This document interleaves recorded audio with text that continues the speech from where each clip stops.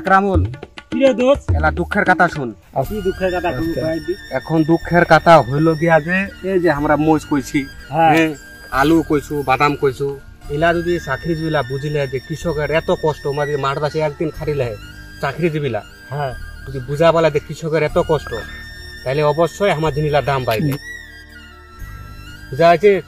এই যে মনে হয় কৃষক লোক এত কষ্ট করে একটা ফল বা একটা আবাদ ওঠায় এনে বাজারে দাম নেই। মানুষ কষ্ট করে আলু কইছে, মরিচ কইছু, যদি এত কষ্ট করে সময় আরো 2 কেজি 3 কেজি ধলতা দাও, ধলতা নোক, ওইটা সমস্যা নেই, যদি দামটা বেশি হয় তাও মন রাখে।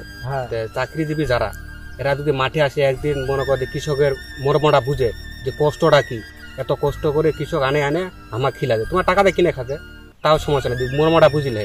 যদি 10 টাকা জিনিসটা 12 টাকা করলে এটা কৃষকের ঘর ঢুকলে, এখন এটা কৃষকের ঘর ঢুকে না।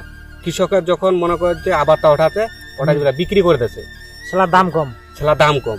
আর ব্যবসায়ী যখন মনে করে যে মজুত করে রাখেছে 2-3 মাস, সেলা মনে করে এটা ডবল দাম হচ্ছে, এই টাকাটা কিন্তু কৃষক পায় না।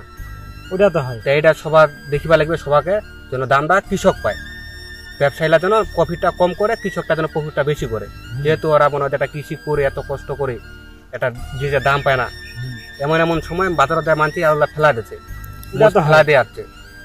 তুই আগামী বছরের হিসাবটা শুন, মোষ প্রথমে আমরা বেচানো 10,500, 100 দানে নিয়ে আসিল কত 6,000।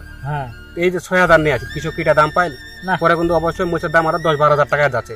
কিন্তু কৃষকের যে ভোগ, এই ভোগটা আর মেটা পারে না। মনে করে যে মাইয়া ছো আছে বা খাবার না খায় আছে, কৃষকের তার অন্য এবিলিটি নেই। তো এই জিনিসটা যদি চাকরিজীবীরা একটু দেখিলে, তাহলে অবশ্যই মনে হয় ভালো হইলে যে কৃষকটা অতটা কষ্ট করে তার মনে করে যে পরিশ্রমটা সে পায় না। ওটা তো হয়। তো তুইটা বিষয়ে একটু কহিস কাহাকে, বা মনে তো চাকরিজীবী আছে, তোমার চাকরিজীবী আছে, তোমার কহিস।